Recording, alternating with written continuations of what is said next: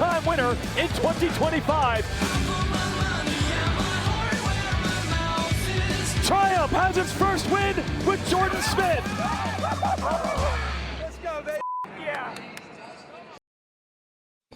I love it. Happy Monday morning, everybody. Welcome to Title 24, presented by NBC Sports. With you, RV, and myself, Ricky Carmichael. Man, what an epic weekend. Triple Crown never disappoints. Had the KTM Junior Challenge. Gage Villopoto making his debut. But before we get to that, let's thank our great sponsors, United Motorsports, Boxo, Quadlock, and Dunlop. We appreciate you guys. Got a good show today. You guys are going to really enjoy it. We'll give you a rundown of that beforehand. But RV playing Moto-Dad this weekend. Gage again making his debut. Walk us through that experience, dude. It was really cool. Obviously the kids get a massive kick out of it. The KTM, that KGSC program is a lot of fun. It's basically a factory ride for the day, right? So, all of those competitors that were on the line, they definitely had some, difficult conditions to deal with the sand and things like that. So, but no, Gage loved it. I had a lot of fun. Definitely mini dadding it up for the day. And, I got 2 weeks off, and then Brax is on the line at Dallas. So dude, hey, I was wondering, walk us through what you guys get there in the morning, you walk the track, as far as media, food, and is there any cool VIP experiences that riders and I don't know about this. So what was the experiences? Yeah, it was really cool. So obviously they get to go down to track walk. All the kids get to go down track walk it out with all the 250 guys and the 450 guys. They get some cool shots, photo opportunities down either on the podium or on the finish line.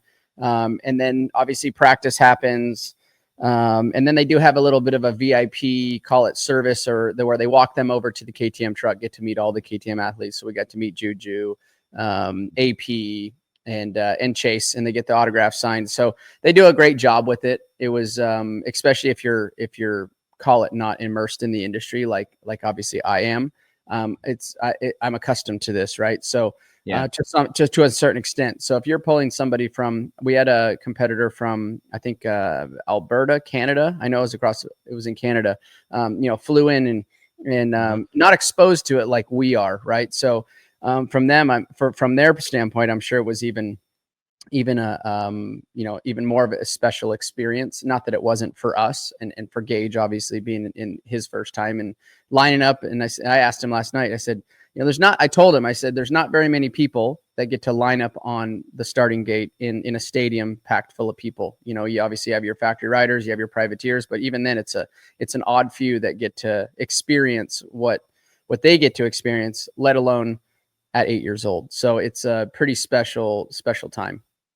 Dude, it looked cool. I was pumped to see it. I got to see you from a different perspective, it was just cool to see you being a dad and just guiding your son, putting my dad cap on. It was cool to see you parenting. And what I could tell, RV, is watching you, it's it was kind of special for you too, not just him, even though you've been exposed to this stuff pretty much your whole life. It still seemed like it was special for you. And I thought it was cool, dude. It totally was. Yeah. He rode well. He did, after call it time practice, he went to the gate in 6th. He ended up 5th. He finished right where he probably should have. 3rd and 4th were very close to him, right in front of him. I saw that. I'm like, dude, one little bobble from those dudes, he might be on the podium. Yeah. So that was cool. He finished right kind of where he should have. So that was good. So it was just all around a great weekend. Yeah, that's awesome. We had one, it was hard to answer this question, but we had a fan write in, Daniel 454. He says, who is most proud, RC seeing Triumph win or RV seeing his kid race the Supercross track? I mean, listen, I was pumped to see Triumph win. There's no doubt when you think about, the involvement and what that process looks like. I mean, I've talked about it a little bit, but when you start tying in family stuff, in watching you and what you're able to experience and making a core memory with your own blood. That's pretty deep right there. So I think it's twofold there, Daniel. So we appreciate that. But we got a great show for you guys. Typical stuff like you always know. United Motorsports moment of the night. We got the quad lot question of the week coming to you. The Boxo breakdown, and of course the Dunlop debate. A lot of great topics because of that. The Triple Crown, it never disappoints. But really, before we get there, let's roll the Motorsports on NBC's community poll this week. Throw it up here. If you're watching, you can see it on your screen. If you're not, we've been doing this, the community poll, Sports on NBC. Been a lot of fun. Well, the options tonight. What will you remember most about Glendale? Your options are Jordon Smith gets Triumph's first victory win. Cole Davies, amazing night, ends in a heartbreak. Chase Sexton uses consistency to win without winning. Jett Lawrence leaves race 3 with an injury. Just walk through there, go to the site and make your pick, and also comment. We're already getting some comments throwing some shade about how Sexton won without winning. I think it was more or less, just talking about the Triple Crown and how you can win the overall without actually winning a race. He did win the race, and so it's more along of the process, not wasn't a reflection of how he rode. So if it was a reflection on how he rode, we'll get into it here in the show, but I would say a little bit of a breakout ride there for Chase. He was on the gas. That's right. Especially in that first one coming through the pack. Right. There you go. All right. Big story. I think outside of the Triumph win for Jordon Smith, but Jett Lawrence, he's going to have an MRI today and see how that shows up. They're hoping, I think they were hopeful. I know Will Christian interviewed Lars. They're hoping that maybe it was just a stinger, but have you seen it, RV, and what happened? You can walk us through here. Yeah, just get that rear tire right on the backside of Jason Anderson right there, and starts to lean in, but obviously can't lean the bike over. Dabs his knee. Ricky, I know you've been there. I've been there 3 times in my career. Scary situation. Wait, you've done 3 ACLs? 3 ACLs. Yep. I'll be needing a 4th one here soon, probably.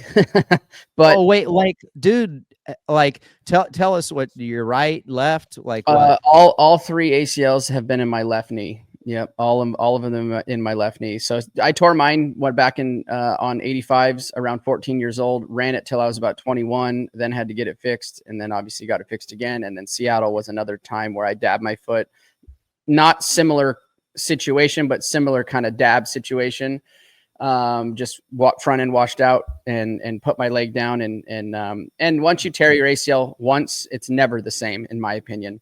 Right. It's never as good as the one that God gave you. So no. The all original is always the best. It's all OEM product is always the best. So, right. So yeah, tough situation for Jett. Yeah, run that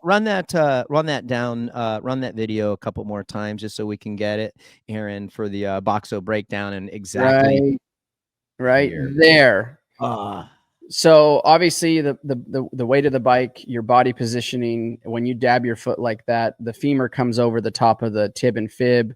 Maybe a little twist action had happened too. I actually leaned into my guys. He's currently sitting at the doctor's office right now. No more information than that. They're going to do obviously the X-rays, MRIs. That information will be out.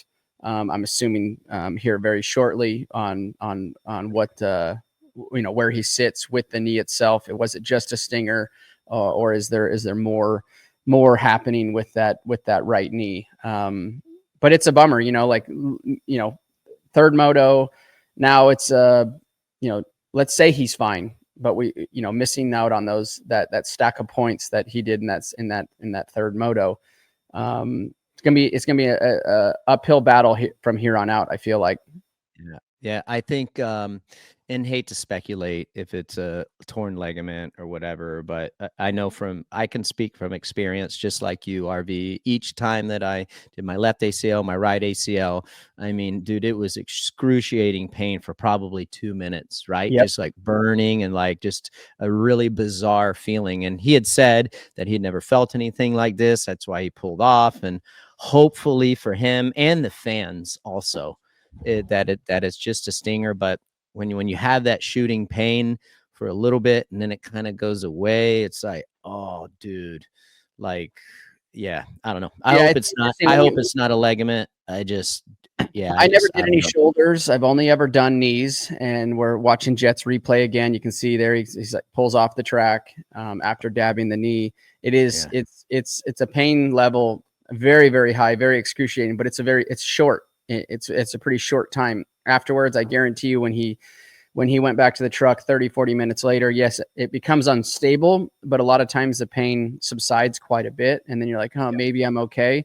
That's for obviously the MRI, ACL. the X-ray. Oh yeah, the ACL. Got it. Yeah, to come in to check that and see, what actually happened, what damages has been done, or was it just maybe bone on bone type situation where the femur and the tib and fib collided? Obviously, I know we have the meniscus. That's kind of because we're very versed on this, especially myself and you, Ricky, having it done. The meniscus sits in between the femur and the tib fib, and that's kind of like the suspension for those three bones. And I hope that's all it was a stinger. I do too. I'm trying to think positive. I don't even want to throw too much out there into the universe, just for the sake of him, number one, and then our fans and the sport's a better place with it. And I'm sure the competitors that race against him want him in there too, because they want to be one of the best. So we'll see what happens. We filmed this podcast early on Monday morning, so that's why we don't have precise details of the results, but RV just said, hey, he hasn't even gotten his MRI yet. So hopefully the best for you, Jett. Hopefully it's just a stinger. I will say this, RV, you know better than anybody. Like if you have something like that, it's not going to be 100%. Like just say if it's a stinger, let's role play and say it's a stinger. The challenge is going to be not dabbing that thing. Say he's right. Say he's okay. It's just a stinger, not dabbing it. And again and again and again, it's going to be very, very difficult and painful. And sadly enough, he's going to have a massive challenge from a pain standpoint moving forward. As we go East Coast, right, Ricky? We're going to get into some ruddier conditions, and from what from previous years, last year, for example, we saw some really, really ruddy conditions. So that's going to be the tough part, like you said, not injuring it again, whatever has happened to it. And I'm sure that Doc G will be taping that thing up along with knee braces. I know he wears knee braces so we'll just have to manage that at least for a few weekends. Yeah. Assuming it's a stinger and not the worst case. So we'll, I'm sure everybody will see on the socials. That's it for the Boxo breakdown. That's a breakdown that we don't like talking about, but we had to do it and tell you guys our experience. Check out boxousa.com. Incredible tool company. Remember, their warranty is a lifetime warranty. All you got to do is send a picture, send the tool back, and they will get it replaced. But they make an awesome setup. Moving along to Glendale. In the track, typically it is a long, fast track, high speeds for sure. What was your reaction of the track? I mean, you were down there on it. Was it typical? Like, yeah, you were there, so you have. Personally, it wasn't as blue groove as I thought. Like it was going to get typical Phoenix, typical Glendale. I've seen much worse conditions when it comes to blue groove situations. I thought the track was actually stayed in good shape. It looked like it had pretty good traction most of the night. SMX track crew did a really good job with, I thought, kind of changing up the track itself, the track build, more jumping, I guess. I wouldn't say more jumping, but I thought the rhythm sections, they moved just a little bit closer to where it was timing was more critical at Glendale. And I can remember back in 06, my first time at Phoenix, like Randy Lawrence was like, hey, Phoenix can bite a lot of dudes if you don't stay precise because of the dirt condition. Typically the way they kind of build the tracks at Phoenix. I thought the track held up really well. It was a good racing track. There was really good option lines too in the rhythm sections. Like obviously we saw Juju, we saw Kenny, Justin Hill busting out that, I think it was like an 85-foot triple across the start straight. Really cool to see that option. There goes Coop. I think that's Coop right there. Yep. Yep. And here's Juju jumping that. And it's about 85 feet, guys. Like that's a big jump there. So I like the options, that you didn't have to follow through the rhythm sections.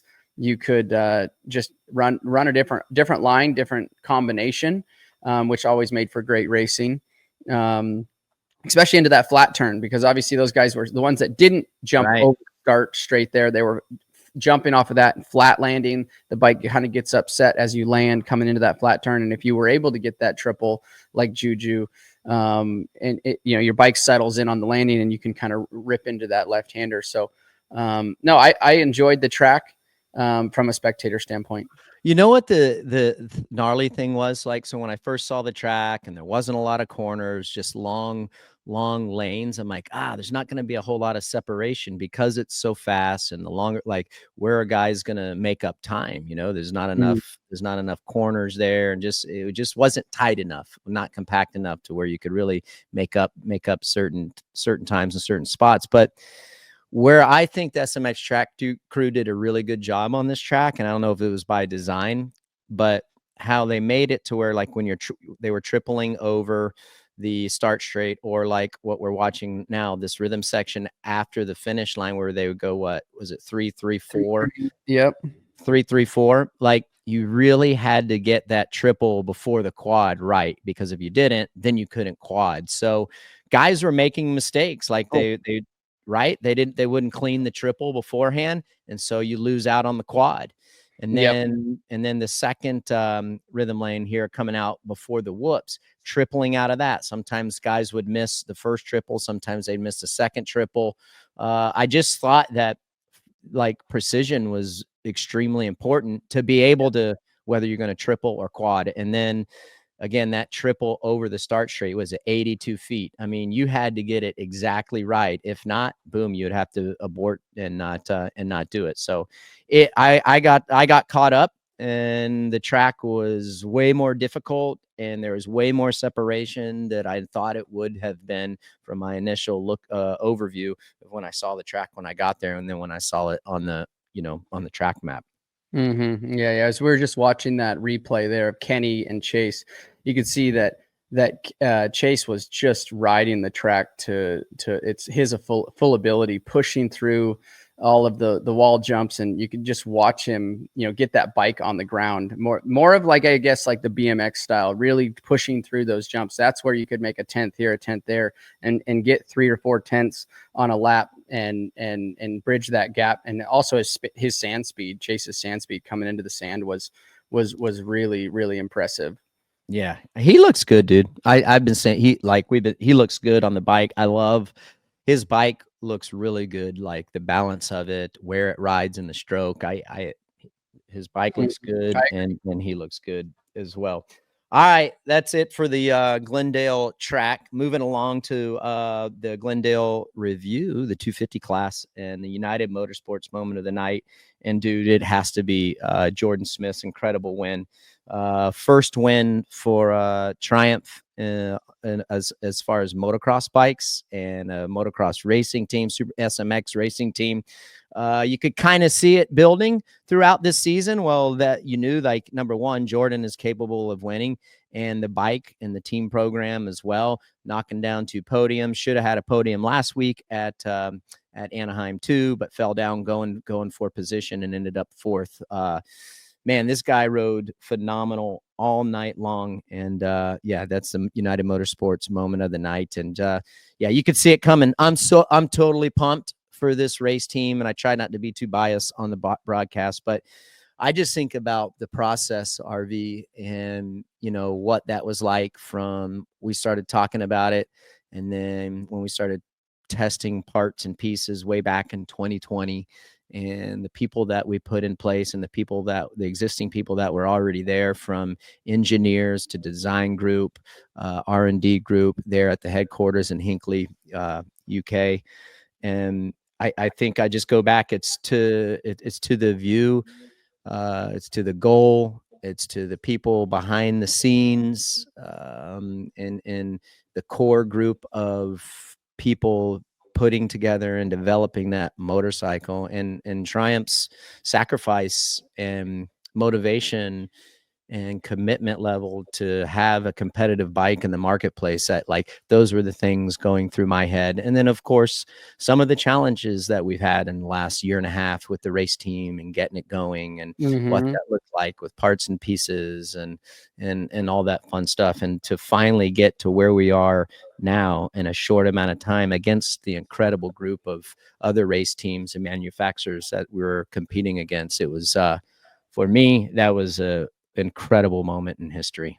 Yeah, totally. They've 13th race, won on their 13th race. So that's really early. And, Supercross race, that is. Yep. Supercross. Yeah. And then we obviously had Coker on, basically team coordinator, team manager, kind of like the GM. Yeah, general manager of Triumph Racing America. Triumph Racing, yeah, and he had talked about obviously some of the challenges, and then obviously when he had stepped into that position, that GM position, like I think we were 20 days out-ish that we had Coker on the show, and it was a lot to bite off in those 20 days. So it speaks massive on the side of, like you said, all the crew member, all the team, and everybody they put in position. And it's going to be really cool too. Like, I think that's a massive milestone to win this early as a race team and as a manufacturer. And it's going to be interesting to see how Ducati does. And why I reference these is two brand new motorcycle manufacturers coming to race Supercross and outdoors in the States. So, I think that's a pretty high bar set by Triumph. And now we're going to be able to see what a company like Ducati can do in their short time that they're trying to come up with a race bike and develop this motorcycle. That's my point is that's not an easy thing to do, what Triumph just did. And getting their first win, and also just consistency. Like, I've watched the bike last year, watched the bike this year. Like, it's, yeah, sure, they had some growing pains, things not going their way with the motorcycle or maybe with the riders, but they've worked through it so far, and on a very timely manner. Yeah, it was great to be able to bring Coker on. He's been a huge help across the board. And again, the unsung heroes, the people who don't get mentioned within the organization of that race team here in the US, they do a great job. In the MXGP team, I mean, those guys really, really well, RV. I mean, Vince, Thierry, I mean, those guys are committed. They're working hard on their side. They had a hell of a first season in MXGP, and I expect nothing less this season coming up from them. They obviously play through with some different rules, which make a huge difference in the development stages or the early stages, like where Triumph is at. They have a little more flexibility on what they can do compared to us. But yeah, I mean, for its 13th Supercross race to win again at the level and being able to compete with organizations like Star Yamaha, that I'm proud of that team and everyone at that race shop who has there's been some trying moments the last year and a half. So you got your glory, and I think there's going to be more of it. Cole Davies, dude, guy is again, like, if you don't like us talking about him on Title 24, you better get used to it, because I think we're right. I think we're gonna be talking about him, dude. I just didn't expect this from him. And I don't know that I even had a reason not to expect this from him, but he has just been super impressive, dude. He totally has. And part of that's because no amateur career, like in the US, that is obviously right. Comes from New Zealand. And I think somebody that hasn't got a lot of, Ben Townley. Ben Townley is somebody that hasn't been mentioned a lot on this stage. And why I'm bringing Ben up is Cole would go and stay with Ben early 85s 125s and big bike. And like, I think there's 2 Supercross tracks in New Zealand and they're both bends, right? So for him to come out and do what he has done in such a short time, I think he's been in the US for roughly, let's call it 2.5 years ish, to make the strides and the progress that he has made in such a short time. I think that shows, and you got to give Ben Townley a massive pat on the back for developing this kid early on, right? He put the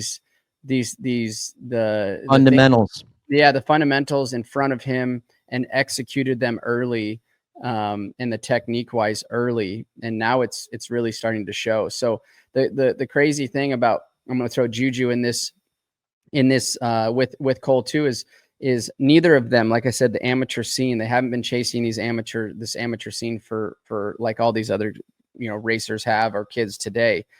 So the ceiling to me for those guys I don't know where it sits. Why? Because they like I said, they haven't been at it for very long from the standpoint they're not cooked or they're not burnt out, like this is pretty new for them. So I think that both of them, the way they're riding, shows that the ceiling is very, very high, because they haven't been doing it for very long. Looking back, I mean, the pressure was, I talked about it a little bit on the broadcast, and now I can expand a little bit more here on our pod, is like, I had a short amount of time to explain. It's like the pressure that he was probably feeling going into that last race, knowing like, all right, now I can't screw this up, right? Like I went 1-1. All I have to do is I think he could have gotten second or third at least, if either Jordon or Haiden had won. He could still, that was the buffer that he had. I'm like, but that's when it really sets in, like, okay, now I can't mess this up, right? I think it was more pressure. And then of course he didn't get a good start, and we have some, he got lucky. He went down in a really, really bad spot. So this is what we're watching right now for you guys who aren't watching it only on audio. Gets a bad start. He's way back in the pack, and somebody hits a tough block on the triple and knocks the tough block right in front of him. I believe it's a dude on a Yamaha. Maybe it's, I don't know. Did you see that? Yep. Dude, look at that. So who hit it? It's hard to tell. Right there, 134-ish, right in front, and then Cole's right behind him. Yeah, that's a tough situation. That's why we all talk about how important the starts are from a standpoint. If your competitors are up front, it's hard to chase them down. But then that's one of the main concerns right there is if you're in the back of the pack coming around the first couple turns, or the first couple laps for that matter. Tough blocks, riders chopping you off. Not that they're doing it on purpose. It's just you're not accustomed to racing in the back of the pack. You're accustomed to racing in the front, and your focus is to try to get to the front, where actually your focus should be Brad West. It looked like it was 334 that grabbed a hold of that top block and flipped it in, that Cole landed on. But coming through the pack, where actually those first couple laps, you need to be focused on avoiding issues with either riders or tough blocks and things like that. So it's a tough spot to be in. Obviously, we're watching the replay again. For the ones that are watching it, Brad West lands right on the tough block, and then it just flips it out into the lane, and Cole lands on it when he goes to double. Just a bad scenario. To your point, Ricky, of going 1-1 in a Triple Crown, there's a whole lot of pressure going into that third moto, executing your start, putting yourself in a good position. You're in a situation where you have to perform. Like, obviously you want to perform in race 1 and race 2, right? But it's not, there's not a position that you have to get. Now on the third race, dude, you have to get a good start, because you have to at least get third. If those other two guys, the pressure is a different type of pressure of now producing, for that overall, and it becomes a little bit more. And you see that his start wasn't on par like it was the first two. Was that a little bit of a pressure thing? Obviously, as racers, you're lined up down there. I can tell you that that's exactly what I would be worried about, or the pressure would be, okay, I need to execute one last time and get up front. and it adds more pressure to it. So it's just like the Monster Cup, 3 different gate drops. That's the only thing I can refer it to. Is I never raced Triple Crowns, but Monster Cup was a Triple Crown. First one, no problem, less stress, different stress, I should say. And then race 2, you're a little more stress of producing that again. And then race 3, when you're sitting there looking at the overall, it's 10 minutes away. That overall win is 10 minutes away. It's a lot more stress, a lot more to think about when you're on the line. Yep. 100%. 100%. Hey, so that's some positive talk on the 250 review. Juju, I got after him a little bit on the broadcast, and I feel rightfully so. I can't wait to hear what you have to say. But basically, 2 mistakes, and just in a separate part of the track. And because Juju has been doing so well this year, and he's just like a different guy, and he looks rock solid, we're watching it. He lays it down in the first lap. Track hadn't taken a set yet, right? It wasn't worked in. The SMX track crew had just touched it up. So, right, it's probably a little bit marbly, a little bit slick. Traction wasn't there. And so he crashes. Like, all right, well, he recovers from it, comes back from a long ways away. Yeah, that was a good save by Cole Davies also. Cole Davies almost dropped it in the whoops that first lap. And long story short, he basically makes 2 mistakes, right? Same mistake the second race too, while leading. And I just feel as a rider of his caliber and how well he's doing, to make a similar mistake, 30, 40 minutes later, is just, you can't do that at this level, especially against the guys he's racing against. So yep. I was surprised, dude. I was surprised. Yeah, I surprised, yes. But also I think we have 2 different characters here. We have obviously Haiden as the outspoken character, and you have the Juju that kind of just rolls with the punches. He's got some good little comeback lines when he needs to have them.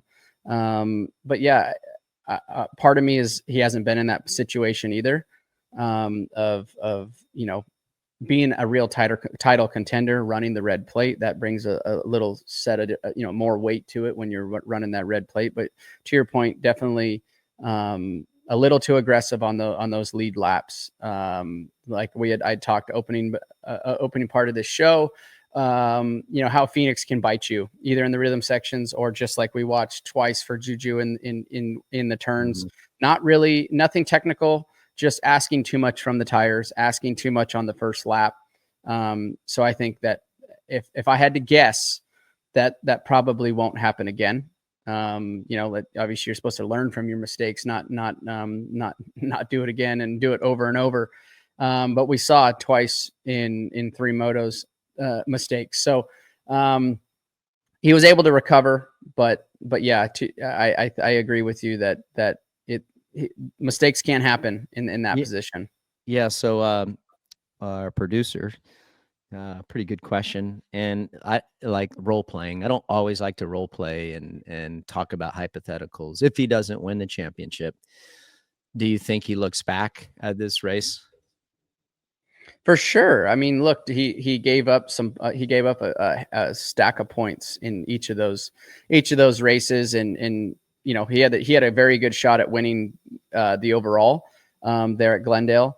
He's been riding well. He's put himself in great positions, but just it snuck away. But yeah, if it comes down to a point situation in the end, and it's within 5 points, and you can look back to big mistake by Juju there hitting the tough block, but saves it for the ones that are watching. But yeah, if you look back and it's a 5-point spread over the win, we have it slow mode right now with the ones that are going to watch on YouTube.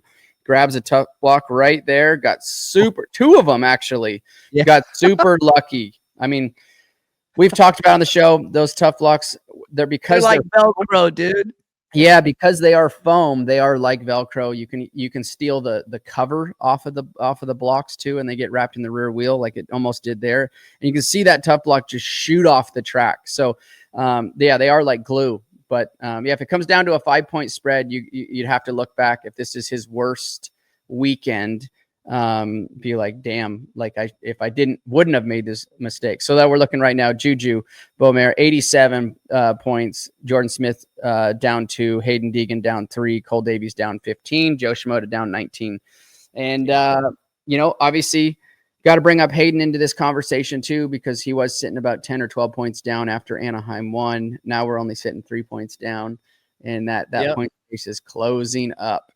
And so I thought he rode well. You know, I think that a lot of dudes have picked up the pace for sure. I think they picked up the pace because they're going to have to if they wanted to compete and challenge Haiden. I truly do believe that. I mean, looking back overview, and I talked to his dad. His dad was super, Brian was super insightful to me because I just, you know, I want to do some homework for the broadcast and then in the podcast. And he's like, they came in a little underprepared, is what they said, because they were planning on racing East Coast. So they came in a little bit unprepared. They could, looking back, probably should have spent more time on the West Coast and getting that bike dialed for West Coast tracks. And if you remember, like everything, like his progression in Supercross and like his route in Supercross was fast forward. He was still like, he was kind of supposed to be on Juju's, progression. Trajectory, right? So, I mean, Juju rides, if you're comparing him just to Juju, I mean, Juju rides a hard pack really well. He's very talented on those style of tracks, talented everywhere, but I feel like he's better on the hard pack tracks.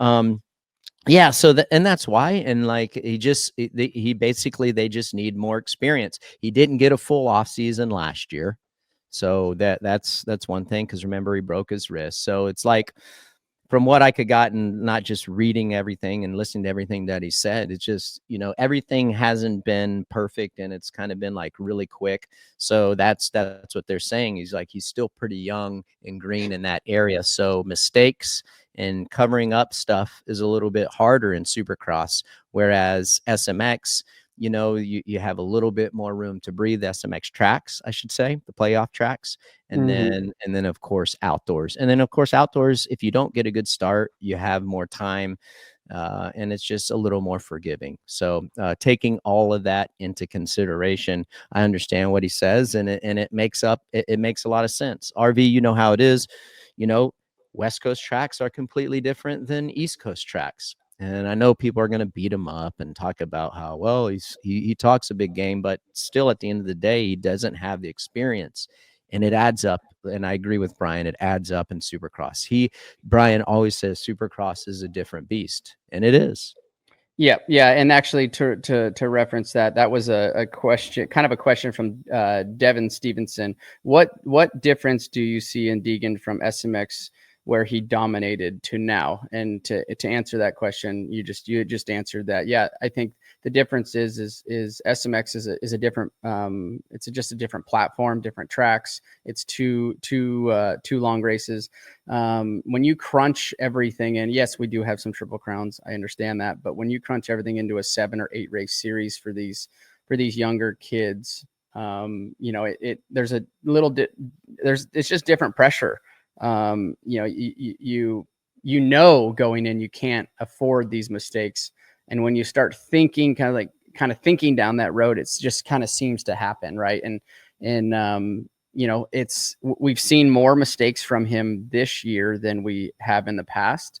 And I think that's twofold. I think part of that's just because of the series brings the West Coast or East Coast brings a little different pressure, circumstances of different pressure. And also, like I had mentioned a few weeks ago on the show, Haiden set the bar, and everybody else knew where to go. The roadmap was already written down, and they knew exactly where to go. So to bridge the gap for Haiden to go to the next level, it's kind of uncharted territory for him. Yeah, so we'll have to see what kind of rebound he can put together. He's right in it. Like we just watched, like I said, 10 or 12 points leaving Anaheim too. Dude, he's nothing. Like that's what I was. 3 points out of the lead. He's sitting right now. So, exactly. And that's what I put on my notes, RV, like for Devin Stevenson's question. And I kind of answered it there before we even got to it. So thanks for doing the housekeeping there. Great question too. But I kind of like what RV is saying, Devin. Like, dude, he hasn't been to these races at a professional level, these tracks at a professional level. So anytime that he's done anything, and this is why I'm not grading him so much on where he is at right now, because he hasn't, anytime that he's been to a track or has been in a situation, he's been better the next time that he goes there or he's in specific situation. So imagine if he goes if he would have raced East Coast, dude, he knows how the bike reacts. He's been to these stadiums. He knows how the track how the dirt is, and he knows how to race it, right? He has that experience. And I just feel that that's what he's going through, another learning curve right now. So maybe he's not reaching his expectations and everyone else's expectations. However, going back to what's the difference between SMX when he was so dominant to now, other than what I just explained to you, dude, he's still what you just said, 3 points out of the lead. Yeah, that's nothing. I mean, it is something. I shouldn't say that, but he's right there. I mean, he's bridged the gap a little bit, and yeah, I think that's why he's having more struggles. But at the end of the day, the points look good for him. So yeah, sitting in a good position for sure for the rest. Now they go to a 2-week break before Dallas. I think for those guys, we hit Tampa this coming weekend. So this will be a 2-week break for all of these riders, Cole, Juju, if anybody's dealing with a little, maybe not feeling 100% or the bike's off, they have 2 weeks to go back and regroup, and either get their nose to the grindstone or take a little bit of a breather to recoup a little bit. So it's going to be interesting to see what happens when we hit Dallas and who comes out practice swinging. I think that it comes at a time for these top four guys right now in points, RV, that top 3 for sure, maybe top 4 is I think it comes at a good time, and they all have the same approach. They would have the same approach, like guessing that Star is going to work a little bit with Haiden on his bike setup, still get him more comfortable. I know that they made big improvements this last week. Maybe they need to make it a little bit better. So you have that coming. And then same for Cole, right? I'm sure that he's learned so much in these 4 rounds that, maybe I need to make this adjustment to the bike. And now they have some time to do that. I know for a fact that Triumph, we got some stuff coming that should improve the bike and make it even more better. So I think that, and Juju for sure. Like, I know that Juju had changed some stuff before A2. They felt like they went the wrong direction, but however, went back. So he was on a more comfortable setup this past weekend. So I think these guys have raced 4 races. They know where they're at. They know where the bike can be better, and they possibly know where they can be better on the track also. Yeah. So I think it's a similar situation for all 4 of those guys is what I believe. And honestly, dude, 2 weeks isn't very much. No, and it's enough for the mental load too, let alone what we're going to work on from a racing standpoint to getting faster to improving the motorcycle. Just having the 2-week break from a mental standpoint of okay, I don't have to fly on Friday. I don't have to, take that mental load of producing on Saturday night for 2 weekends. You can kind of just get back into some sort of normality at home and in your typical training program and not have to travel. So I think that too is for the younger kids, that's a good, what you do is you hit pause. You don't have that mental stress of I'm going on Friday to race again. So it's gonna be interesting to see who comes out at Dallas a different person. Yeah. I mean, and that's for me, I'm assuming you feel the same way. That's what I'm excited to see, who's going to be different in Dallas, right? Or Arlington. Yeah. Hey, before we get to the 450 review of Glendale. So before we went on, everybody, we were looking at some B-roll, what do we want to talk about that we think you guys would be interested in? I'm going to call this the bloopers section of Title 24 this week, but that first corner. And we found some guys pushing the limits. Was that borderline cutting or what have you? But this is the third start. Yeah. 450. Check out Haiden, Marchbanks. Yeah. Roll that, rewind watch Marchbanks right here. I mean, this is hilarious. I mean, Deegs goes over. There's nothing he could do. He got shut out. Oh crap, goes over. But Marchbanks, watch him pivot right here. He's the hell with it. I'm just gonna... right up the inside. It's call it bloopers. What do you do? Is that are you flirting with cheating right there? Tell me that. Look, I'm going to say no. I mean, in the first turn situation like that, obviously we're watching Haiden go. Oh, that's a 450 No, class. now we're 450. Chase. Hey, watch Justin Hill right here. Tell me what Right. you think. Okay, so right around. Obviously, Yeah. It looked like Chase's bike foot peg grabbed that tough block. Look at Justin. Look at Justin, dude. You can call it. Look, you can call it. What? You can call it suspect a little bit. But honestly, AMA, like looking from a fan's perspective, we're watching Chase right now. He's highlighted right here. Looks like decent jump. Kenny grabs a hold of it with his leg. Look at Kenny's leg. We're watching Chase, but look at Kenny's almost gets ripped off the bike, pulls the sauce disc, the big disc tough block. Oh, you called it the saucer? I'm cool with the saucer. Yeah. UFO. And look at Kenny almost goes down there too. So I think that tough block is Ricky. Those weren't around when we raced. Those look. Yeah. That disc was in the way, but check out Hill again, dude. I just think it's hilarious. Right up the inside. Yeah. Oh, you can see it from the other view. What do you think of that? You're just like, no big deal. Honestly, I think no. I personally think no big deal. It was stupid, anyways. That stupid disc. Honestly, what the jump was there, and you have the long 5 foot tough blocks, as you can see the SMX tough blocks there. I personally don't think that one should have been there. The jump is where look at Hill up your boundaries. The jump was your boundary. You had to go around the jump. So I think it was an interesting or odd spot to put the disc.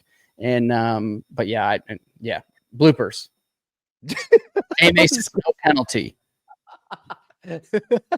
Oh, dude, that was good. Moving along, 450. I mean, other than the horrible news with Jett and him going out, that was a shock, dude. Yes. So 332 for the red plate holder, I believe, right? Doesn't Chase has a red plate now? Or no? No, he doesn't. Yes, he does. He does, right? Yeah. Producer Aaron says yes. Got the red plate back. Sorry. So I thought he rode well, dude. He came from behind. I mean, just watching him, he looked like he was aggressive. He had the intensity on a really difficult track. We talked about it here on the podcast already with how it's hard to be aggressive here because it gets blue groove and slick. It's not really even though he didn't win a race, he still was the most consistent guy. And from the eye test, it was him and Tomac is who I thought looked the best or the fastest and the most intensity. What was your overall thought on Sexton and how he looked? Like, were you pumped with his riding other than he got crappy starts? Yeah, especially I think it was Moto 1. It was a pretty bad start, and he was able to work his way through the pack. Just watching him push through the rhythm sections in the intensity, by far the most intense on the track that I saw. He was able to make quick moves for, typically sometimes Chase waits a little too long. In the past he has, but Kenny gave him a good run for his money, but Chase was just on the move. Like I said, his push through speed through the rhythm sections was very impressive. And like you said, his bike looks good. It seems like he's in a good spot. And yes, he didn't win an actual big mistake there.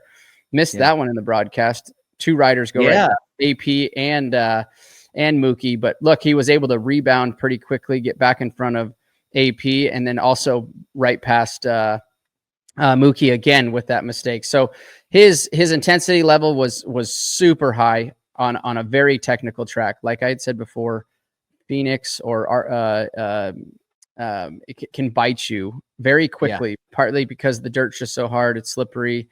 So I was impressed. I think he was the most impressive for me. And consistency is the name of the game, especially in a Triple Crown. Yes, everybody wants to win, win the overall and also win a race, one of those 3 races. Mm-hmm. But in the end, he still stood on top of the podium. So and has the red plate back. So that's all you can really ask for from the team standpoint, from his standpoint. Like he knows he rode well. He pushed that bike to the limit. as we're watching Chase Sexton with the lead points lead right now, 84 points. Ken Roczen down 2, Eli Tomac down 9, and Cooper Webb down 10, Jett down 13. Oh, wow. I didn't know that Jett was only 13 back. Honestly, it's because he had so many, like, on the average, he still had a pretty decent finish. So looking back, dude, the Triple Crown straight up could be a blessing for Jett if everything is okay and it's just a stinger. 13, that's not it's flirting with the danger zone. You know, like for points, as you know, for the championship, but it's still you have time to make it up. Yeah, so, for sure. And we have some more Triple Crowns, right? The Triple Crowns, like we've always talked, bring a whole different set of circumstances, and you know, he's got to, obviously we're waiting to hear what situation is with the knee, but if he can come back and not have any other big mistakes, we have a couple more Triple Crowns coming up.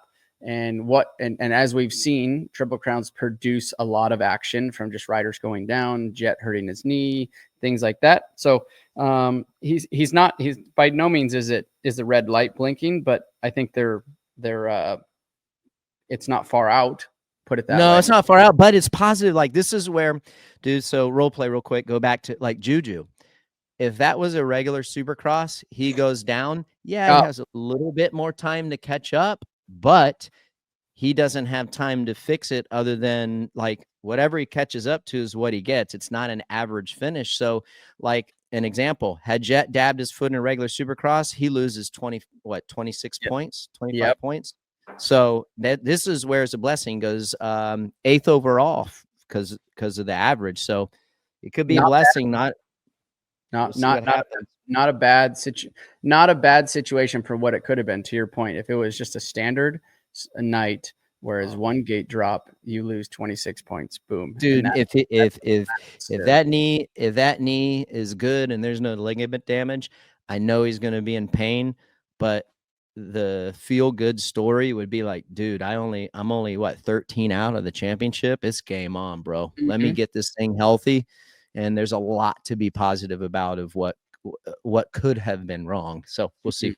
Hopefully, dude, Cooper Webb, I think as a whole, from a championship standpoint, Coop is one of those guys. You've talked about it a couple times on the pod. He gets better as we get to the East Coast. He's not far off. He rode well on a track that is statistically his worst stadium that he goes to. And I think he's sneaky, bro. I think he's sneaky because he's pause really quick. Aaron, go back to that start. We've made a big what we've talked about a lot on this show. Look to see where some of those riders were. Hit pause on that. We have there's Chase up on the inside, AP on the inside, Coop on the left side of the gate, also Anderson. Like that was a change. Eli seemed to be on the outer part, either right of the box, it looked like. We've spoke on this a lot from just myself and you, Rick, how we pause it on the start, like before they take off. Yeah, and we've talked about where riders line up on the gate. You can see a lot of the heavy hitters are left of the dog box here at Phoenix.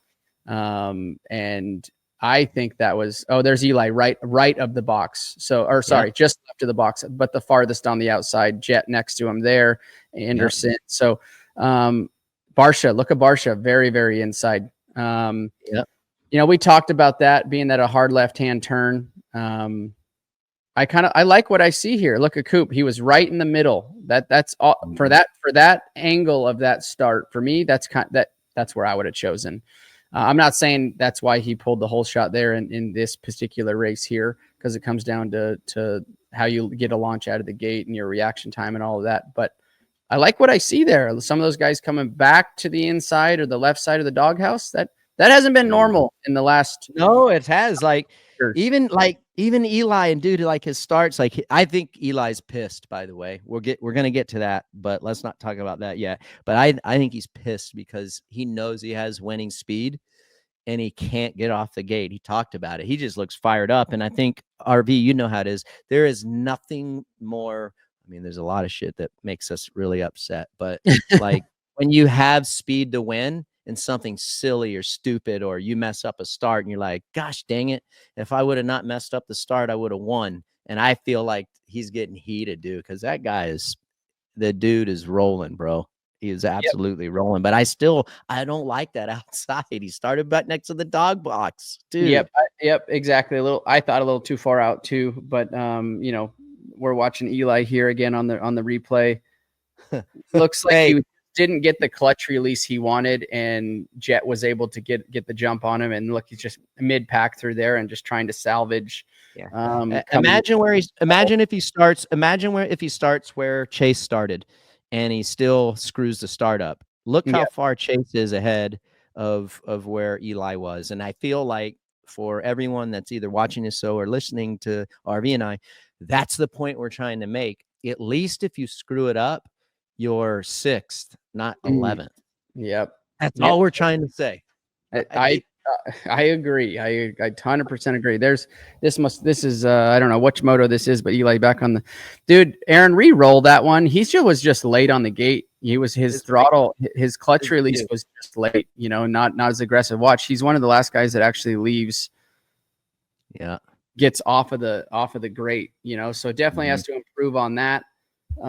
Because he's putting himself in not a great no, but what sucks is like we tell him, okay, start on the inside. He does start on the inside. He totally screws the drop, like you're saying. But then unfortunately, like what we're saying doesn't really we don't have a case because he did in that particular one. Yes, he was even worse in that particular one. That's not a great example, but the odds are definitely for you if you start on the inside. But then Chase messed up, and they both were almost dead.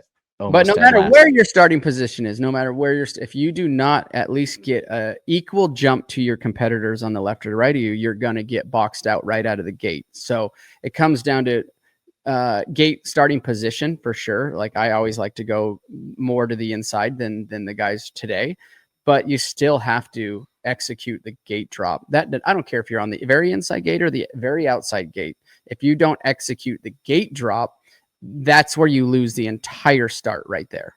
Yeah. Well, hey, something funny really quick before we get to Kenny. Kellum 113 asks a question. He's like, so Coop blew me out on the podium. He's like, it's been a rough go here in this stadium. RC said I'd be the wild card in 8th place this weekend. So yeah, man, I've heard it all week how I suck here. So everyone can shut up now. So Kellum asks, Ricky, did you pick Webb as your 8th place wild card just to troll him, or was it a real pick? So great question, Kellum. So I was down there at press. This is right when I was talking to you, and I was at Chad from Rocky Mountain ATV.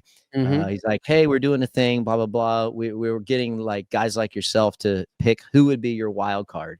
And wild card tonight is 8th place. And I just happened to be looking over at Coop. And so for those of you guys who don't know, I mess with Coop all the time. We have a fun relationship where we clown each other, right? I always tell him hey man, the throttle's on your right-hand side and blah, blah, blah. And I'll text him and ask him if he forgot what speed is like and stuff like that. Anyhow, so I'm sitting there and he's asking me this question, and I'm like, I look over and I saw Coop. I'm like, oh dude, this is going to be great. So I'm like, yeah, so my Rocky Mountain wild card for 8th place, because this is statistically his worst place. I'm taking Cooper Webb today for 8th. And so I walked over to Coop. I said, dude, you're my wild card for 8th place. He's like, you're an asshole, dude. Why you got to be like that? And he's laughing at me, calling me an idiot and blah, blah, blah. So of course he had the last. I was going to say, maybe you lit the fire under him. He's going to prove you wrong, RC. He is one of those guys, you go and you're like, dude, what happened? You forget how to ride? Dude, you look like a beginner, dude. It fires him up. He's like, oh yeah. All right. We'll see. Yeah, Kellum, it was just fun. Just having fun. That's our relationship. Kenny did great. I feel like Kenny, he didn't march up through the field. His starts were so. But it was a respectable ride for sure. I mean, he won race 2. Yeah. Right? He won race 2. That was a really good save. I thought he did good. He was a little hesitant behind the the 51 there on the last race. I had a good conversation with him via text, just told him, hey, good job, blah, blah, blah. And he was telling, explained to me he's pissed. He felt like he missed a couple opportunities. And, at one stage he wasn't sure that he was going to get by the 51, but then just put his head down and made it happen and beat himself up a little bit. He didn't execute some of the, like the whoops and things like that. On that run, he did well. Maybe it wasn't the whoops. I have to go back and read the text. One of the rhythm lanes, like he missed a couple times. He said that pissed him off. But I said overall, like, dude, I thought it was a great weekend for him. Again, it's so tough to win at the 450 level any year, but especially this year on a track that you couldn't be aggressive on. I'm happy with him. Third overall, right? Third on the night. Yeah, dude, it was good. The points are there. So yeah, I thought it was. Did he maybe ride and execute the weekend to the best of his ability? Maybe not, but also, look at some of the carnage that was out there. It was a triple crown too. So to get a race win and then also to end, your night with third on the box, third overall. That's really, if you're looking at a 17 race series like that's perfect, right? Like there's really nothing. From a fan perspective or where me and you sit, you're like, okay, dude, that's perfect. Like, yeah, sure. We all want to win. We all want that bonus check. We all want that bragging rights. We want the red plate. But there's a lot of racing left in the season. I think this is a lot of racing left. And I still like listening to Kenny RV. Like, it's almost like he's surprised at where he's at. And like, I almost like when I was texting, I'm like, dude, you got to believe in yourself, bro. Like, just like, I don't know. I think, he's one of the most talented riders. It's like we have more confidence in him than he has in himself, which I mean, like that was my case. There's more, my inner group had way more confidence in me than I had in myself. I don't know if it was the same way for you, but like, I don't know, man, you think I can win? And my people are like, hell yeah, you can. Kenny's biggest challenge is staying in this current position that he is in at round 14, 15, 16, 17. And that brings me to, before we go to Eli, that brings me to, so AC said this, and he knows Kenny really well. They're very close friends. He's like, hey, when the conditions are good and the environment and especially like the temperatures are not super hot, like Kenny is the best. Like, can be very, very hard to beat him. I was looking at the weather here, and it's going to be hot this weekend in Tampa. Luckily, there's no rain as of now, and no rain in sight.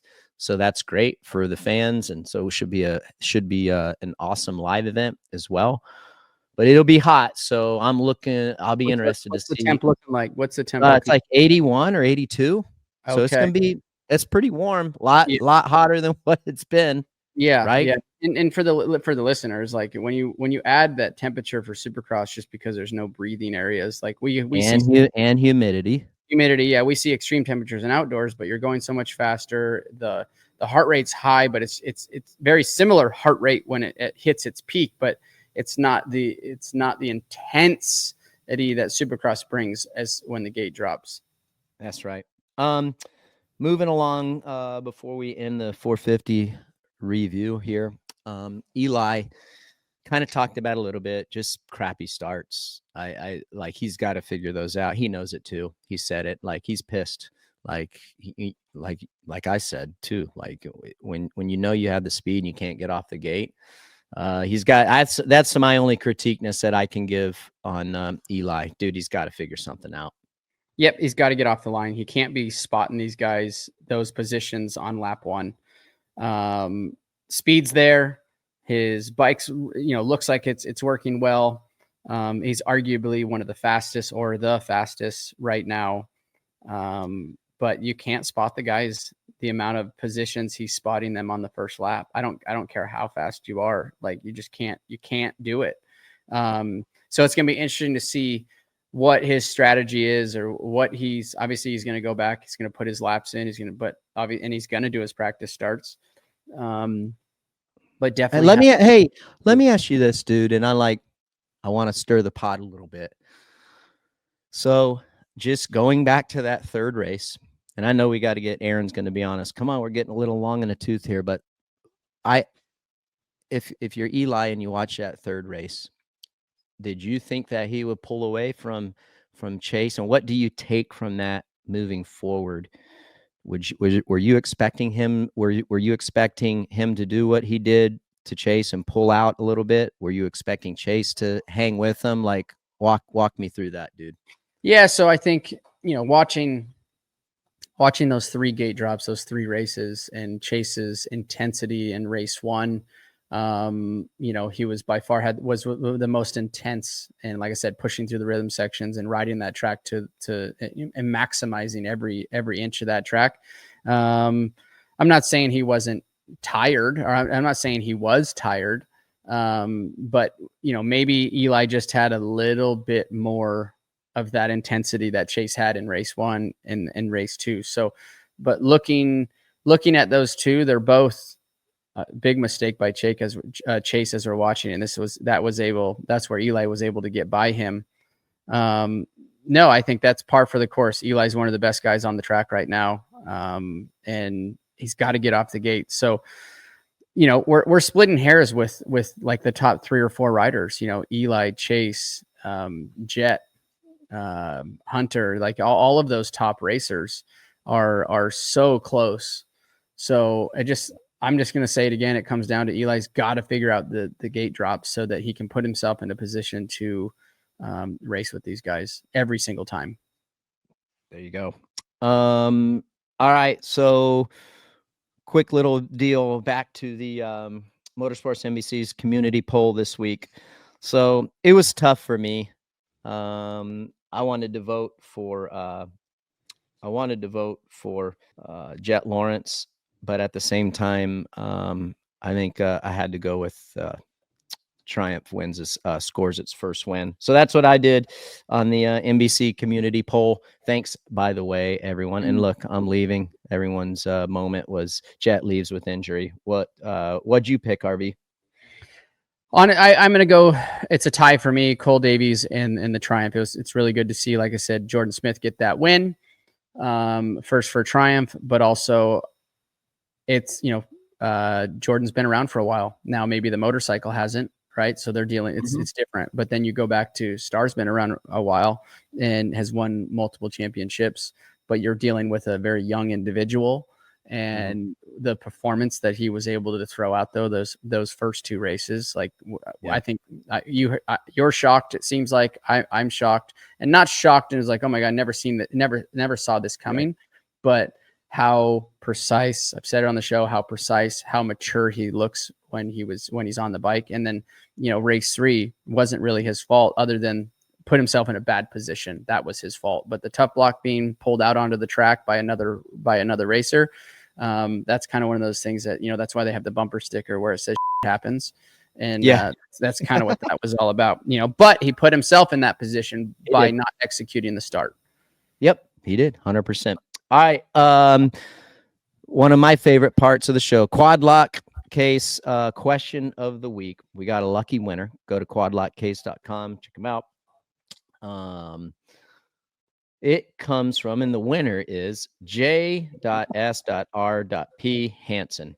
With Jordon Smith taking the win, do you think there should be an age limit to the 250 class? We've talked about this a million times. We have some sound, but before we roll it, I think the system's broken. I think we need a better points system. I've tossed around the idea inside my head of, if you get to 25 top 5s or something like that, are you out? I've tossed around like 3 years inside the top 5. Are you out? It's just, I don't know the perfect answer just yet, but like, those are the kind of the things that I think about. And I definitely, you bring up a great question, JSRP. I don't know what it could be. What do you think, RV? Like, what's your take? So this, and I might get a little heat from this, but Jordon Smith being, he's, what is he? I think 31 ish, 30, 31, somewhere in that realm. And then you have Cole Davies sitting around 20 years old.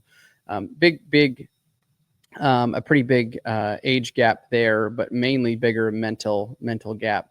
But I will say, if you were to take Jordon Smith and put him in the 450 class, at his current state of how he races and how consistent he is, I give him 1 to 2 years in the 450 class, and then he is a potentially call it privateer. I think that, the age gap is big. The mental capacity is a lot different. But look, there's four spots on a lot of these 250 teams, and there's 2 spots in the 450. A lot of our 450 teams are filled right now. So if you were to put the points situation or an age limit like that, we're going to lose a lot of these racers because there's not going to be a place for them. And just like we saw, Cole Davies knocking down the first 2 race wins at his age, his mental capacity. Yes, Jordon Smith gets the overall, but if I'm looking at it on paper, like, I don't see a problem with it. Like, I see the sky's the limit for Cole Davies, and I see that Jordon Smith is kind of on his way out, if that makes sense. Yeah, I'm not saying he's gone tomorrow, gone the next day. I know what you're saying. Yeah, in 2 years, but if the flat answer to that question is I don't think he's ready for a 450. If you can't be consistent in an 8 race series and then head out and do 11 outdoors, which statistically he hasn't been able to do, then he's not ready for the 450 class. And it's not every weekend he's blowing away everybody, right? Like, we've had Juju with an overall win.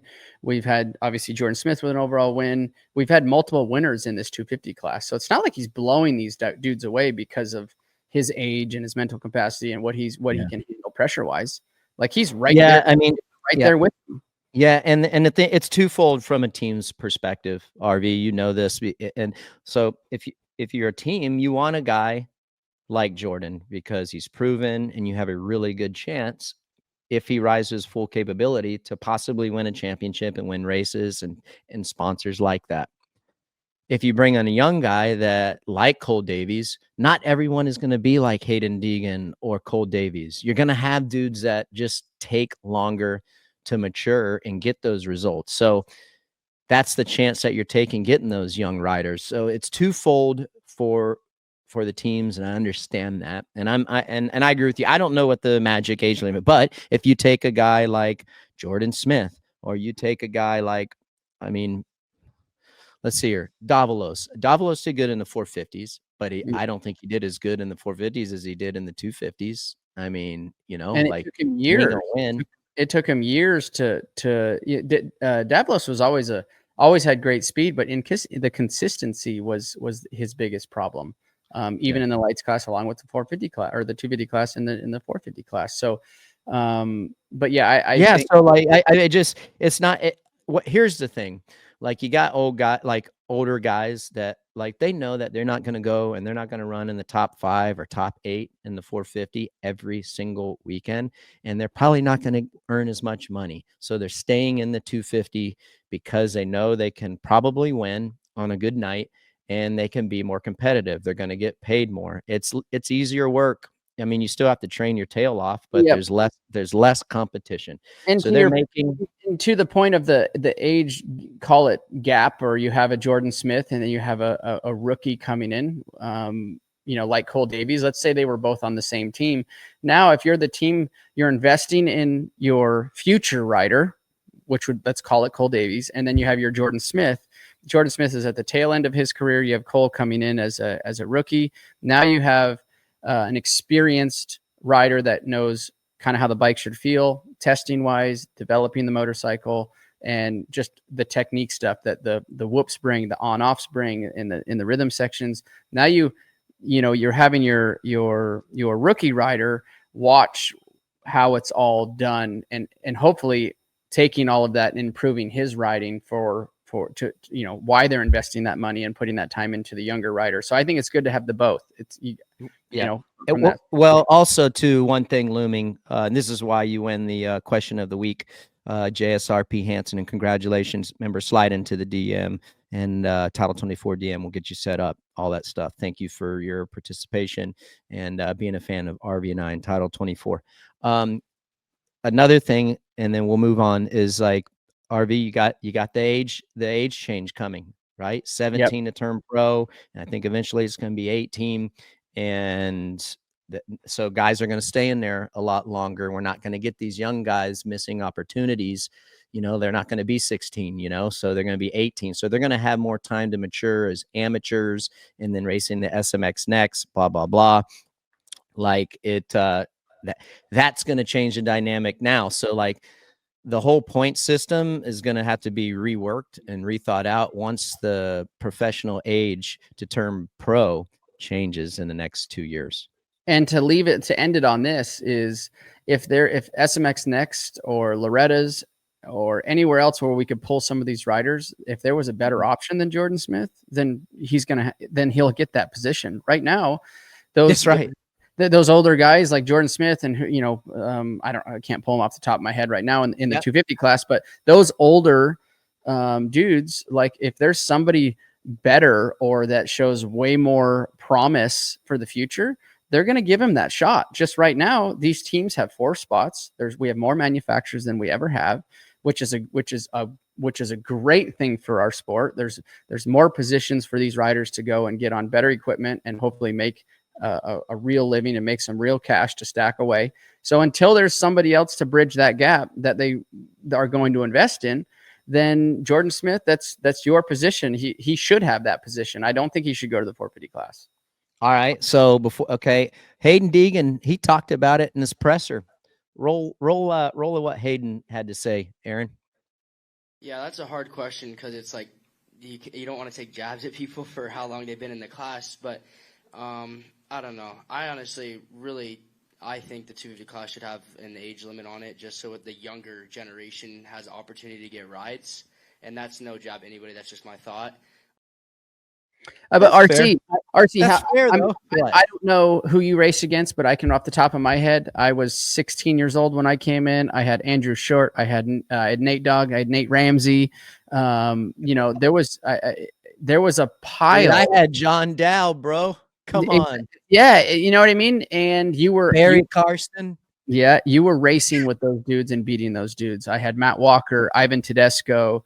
All of those guys were, you know, 4, 5, 6, 7 years older than I was. You know, I barely had hair under my arms. I barely had hair under my arms, bro. I kind of disagree with what Haiden said there. Like, yes, it is really? it is. I understand it.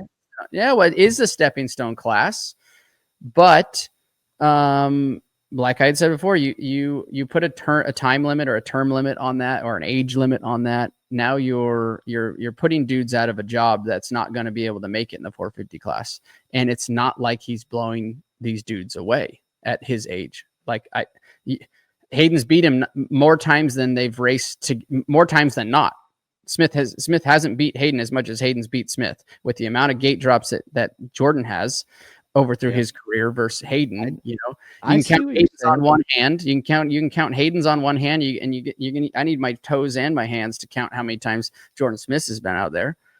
So I don't see what the big deal is. I know. I don't think there's a magic answer, dude. But I do think maybe there will be more clarity once they change the legal age to race SMX. I do. Maybe then we can kind of hone in on a happy medium. All it's going to do is make it a case for more of a case for that it should stay the same, because right now it's 16. Eventually it's going to be 18. So that gap of age is going to be smaller.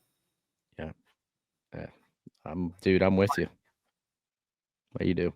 So, hey, you know what's screwed up is the age limit in the MXGP2 class, because Hurup needed another year to do what he did this past season, and now he's kicked out because of his age. So it's like he's not ready for the MXGP. And what is the age? Yeah. What is the age limit there? 24 or something? 25? I don't know. It's screwed him. Yeah. Oh man. I don't know. That's what I'm saying. It's like dude, it's so situational. It really is situational. Straight up. There you go. You win. All right. So look ahead. SMX on NBC this week. Throw it up there, Aaron. I can bet that SMX Insiders Thursday, 2 p.m. Eastern. Boom. I'm getting good, huh, RV? Right.